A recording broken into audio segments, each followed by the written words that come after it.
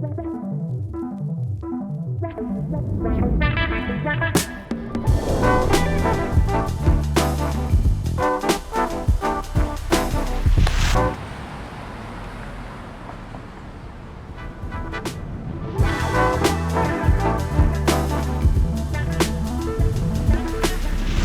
back to another episode of Figuring It Out. My name is Evan Johnson. Alongside me here is my good friend Carter Vincentini. Sick. Today we're sitting down with local real estate agent Tyler Burzese. He was a top 10 agent under 25 in Exit Realty in North America, and he did this in only under 3 years. Tyler, thanks so much for coming on, and let's figure it out. Let's figure it out. Let's go. Happy to be here, boys. This is sick. Yeah. This was a long time in the making, but yeah, Tyler, I guess for anyone who doesn't know who you are, I guess, who are you, what do you do, and yeah, just a little quick intro about you. So I'm Tyler Burzese, born and raised in the Sioux. I'm a champion kickboxer, gold medalist in pool, and I'm also a real estate agent. It's a side job I do.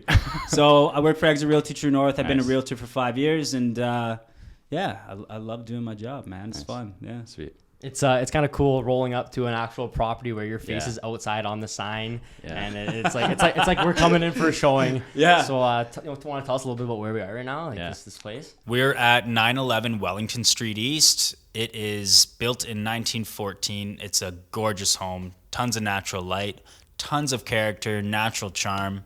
I love this place. Like, yeah, so it's cool to shoot this podcast in this house because it is a housing piece of history in Sault Ste. Marie. You know what I mean? Yeah. So it is pretty cool. Yeah. It's pretty sweet being in here, and just this room, it's like, yeah, it's pretty cool. dope. Obviously, even the viewers can kind of tell we're just sitting in an ancient sunroom right now. Yeah. yeah, it's sweet. Tons of natural light, whatever. But yeah, as far as the actual real estate career, how did that start? Like, how old were you when you went into real estate? Did you go to school and then drop out and decide to do real estate? What was the schooling like, I guess? How did the whole real estate aspect of your life sort of come into play? Yeah. I was in grade 12, had no idea what I wanted to do, but liked taking business courses and stuff. And then I had a buddy who told me that he could see my face on a billboard, and that just stuck in my head through university. I was like, hey, I'm going to be an agent. Yeah. And then I started working at Best Buy, started selling there, and did pretty well there. Yeah. I really enjoyed it, talking to people, helping them out, and then made the jump into real estate. So the schooling wasn't too bad. To get your license, it typically takes people 8 to 12 months. That's all it took me. Okay, sweet. Yeah, pretty easy, especially when I was young and didn't have a full-time job and stuff, right? So yeah, so you could do it pretty quick. What was when did you actually start? When did you get into it? You've been doing it for what, 5 years now? 5 years now. So I couldn't tell you how old I was. I mean, I'm 26 now, so 21. Okay, sick. That's pretty young, eh? Yeah, that Not is bad. Very young. That is very Young realtor. Yeah, that's awesome. Yeah. And what was kind of the reason, or necessarily, I wouldn't guess reason, but why Sault Ste. Marie? Why decide to stay in Sault Ste. Marie and kind of continue doing real estate here? Yeah, no, I mean, being born here, you just have a lot of connections here, right? Yeah. That I'd made over those years. So I remember when I was in grade 12, and I decided I want to be an agent or at least be in business. Yeah. I met this guy, and he is a successful businessman himself. And one thing he told me was always be nice to everybody if you're going to be in business. So I actually started doing that in grade 12, just constantly in the back of your mind, you had that watching my reputation. Yeah, exactly. Just being aware of that. So I started doing that in grade 12 and started building connections that way. And then once I actually got in the business, I kind of felt like I had my reputation as a good guy. Yeah, I guess you can that's say. Huge. No, it makes sense. Yeah, that makes people always remember you for how you last made them feel. So that's probably the biggest thing as a realtor is that when you're knowledge. That was my dad actually. Oh, Dad, really? Dad Nice. dropped that on me a couple times when I was young. So sweet. Yeah, that was sweet. crucial as a realtor. Yeah. Do you find being young and 20 that there were any unique challenges specifically just because of how young you were, or did you find it just natural? Everything kind of came easily to you. Yeah. So at first, when I first started in the business, I was 21. Everyone else is much older than me, right? Yeah. So the only challenge I had was with myself and my own limiting beliefs. Maybe people won't work with me because I don't have a home myself, or I'm only 21.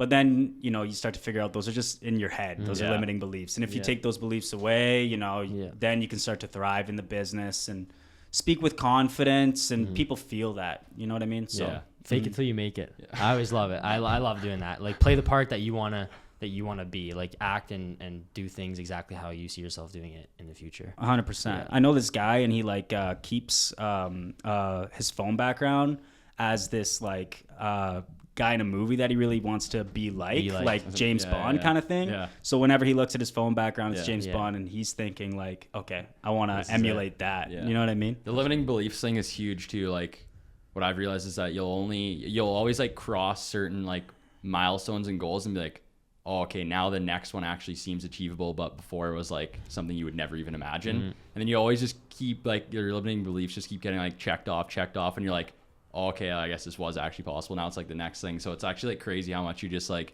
get held back by the limiting beliefs until you just start achieving like certain things. 100%. Like, It's actually crazy. it's crazy. Yeah. I started like affirmations. Yeah. I started doing Yeah. affirmations like every morning, Yeah. writing them down. Like, you know, I made X amount of dollars this Yeah, year. yeah, Things like that, exactly. right? I'm a very happy, energetic Yeah. person, and then it actually I'm works. I'm a huge like manifest guy too. I don't know if a lot of people out there are, but I'm Yeah. a huge like energy manifesting guy because you just keep embedding it into your head for some reason. It's always worked for me. Me too. I'm a big like manifest guy. Yeah. Yeah, me too, Yeah. big time. I've seen it awesome. work over the past few years. Yeah, so that's what I mean.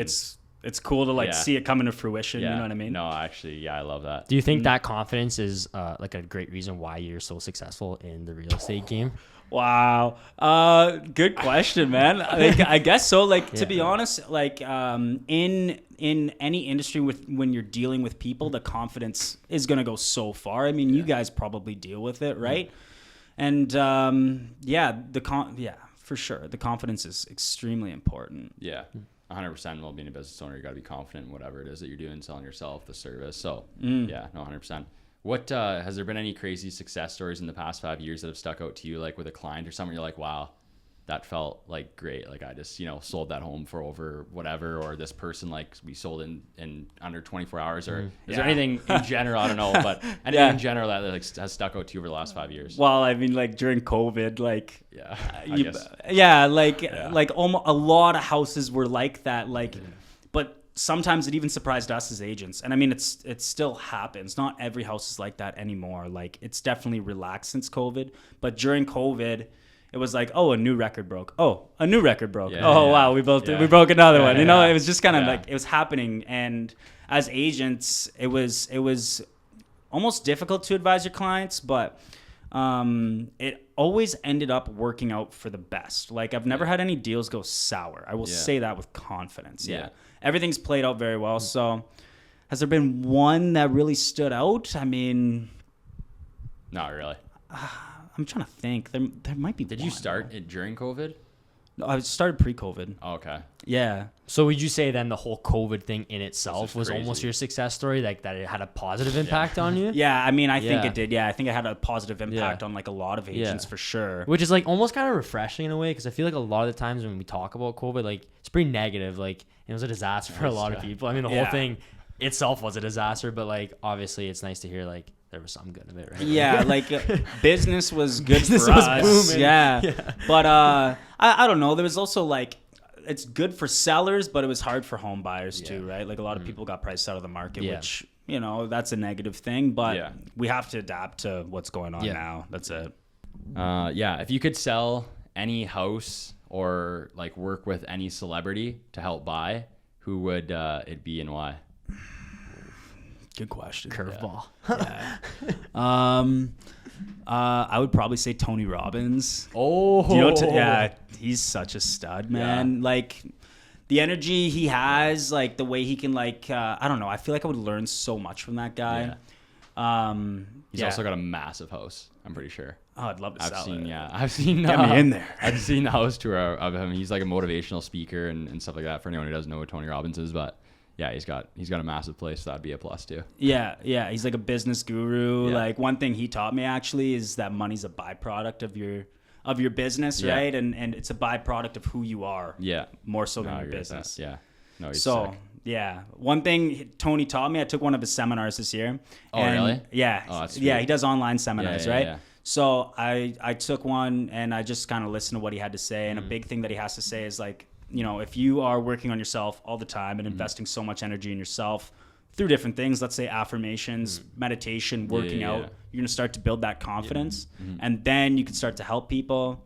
And once you're helping people, then the money's a byproduct. Yeah, exactly. Then it all starts to come into fruition after you've like done everything else. Yeah. Don't even focus on it. Like it'll just come. 100%. Yeah. So Tony's a stud for that. Shout out Tony. I have no idea what that is. Really? Oh, yeah, I have no idea. I was like, should I Google him right now? Like, just I have no idea who that is.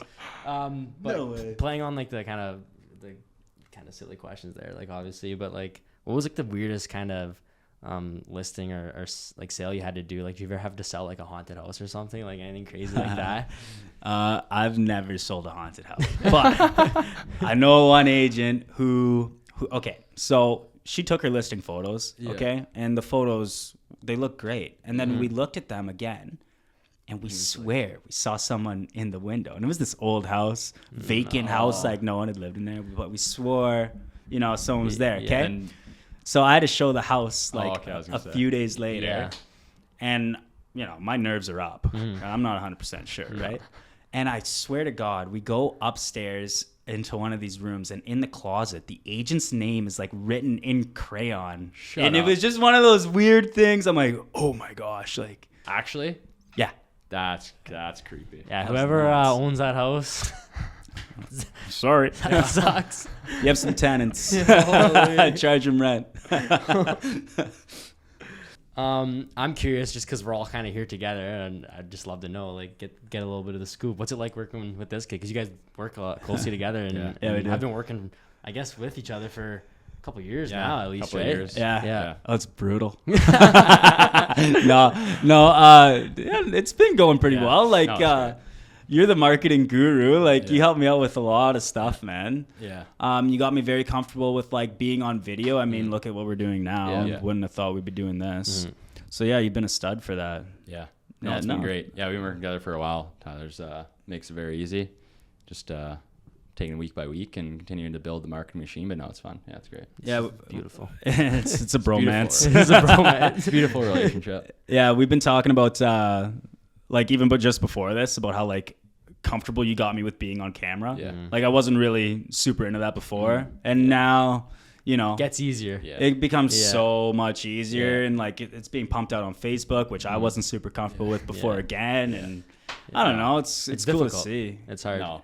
We all have our fair share of Yeah, being I in front of mean, the camera. You probably tell most people this because you're obviously a videographer, so you get a lot of people in front of the camera. But done is better than perfect. Like the video is never going to be perfect because no matter what, like a year later when I look back at my videos, I'm like, oh, that was terrible because you're just constantly improving. So they're always going to be bad to a certain extent. So it's just like, just get it done. It's better than perfect. And then you can actually start rolling out the content. So true. But yeah, no, 100%. So Yeah, That means he's listening to me when I talk sometimes. yeah, so I got that from an Evan Johnson reel. I got a question. Like, if you could only invest in one thing, would it be real estate? And if that is the one thing, Yeah, like, do you think that is good for people to invest in their 20s, or what would you suggest? Like, I know you have a lot of properties yourself, like duplexes, triplexes. So what's it like getting into that, and then like why? man. Okay, it's the only asset you can control, right? Yeah. If you put your money in the stock market, it can go up, down, sideways. You can't manipulate your investment at all. But with real estate, you can manipulate your investment. You can improve it, you know, get new flooring in, whatever you want to do realistically to improve your investment. But like another thing that you have to think about is if you put 10 grand into the stock market and the stock market goes up 10%, okay? You made $1,000, great. If you put a $10,000 down payment in a $100,000 house and then the housing market goes up 10%, you didn't lot. make $1,000. Yeah. You made $10,000. Yeah. Huge difference, Yeah, right? yeah. So if you keep, especially at a young age, if you're investing in real estate, it's a long-term hold. I don't think it's like a short-term game. no. So while we're young, I think now is the time to be buying real estate. Like I that's why I started myself to kind of get my foot in the door. Yeah. And then later, as time goes on, hopefully you have more money to leverage. And like investing, regardless, I feel like is a risk. But it's like, do you think real estate would be the one where it's like, yeah, it's a risk, right? Everything is a risk, but like that, you'd say that'd be the go-to. Pete, you need to live somewhere. Yeah, no one's going anywhere. So right? true. Yeah, so true. How do you, I guess, define success, and like kind of what does that look like for you as far as what you think your definition of success would be right now? Is it to be time freedom where you build out your own real estate team and now you're not doing the showings or doing the listings? Is it to have a lot of money? Or I guess, I'm just curious, what does success look like for you as like an entrepreneur, business owner, stuff like that? Yeah, that's a good one too. Let me think, Carter. Yeah. So when I was a kid, when I was a boy, it was very materialistic. That's what success looked like. The Rolexes, the cars. Yeah. The Lamborghini, the gills, all that stuff. A house on the beach. Yeah. No, now it's changed. Like now success is like a state of being. Like I feel like if I'm doing the same things, I work out, meditate, affirmations. Those are my 3. If I do that all the time, like to me that's a huge success.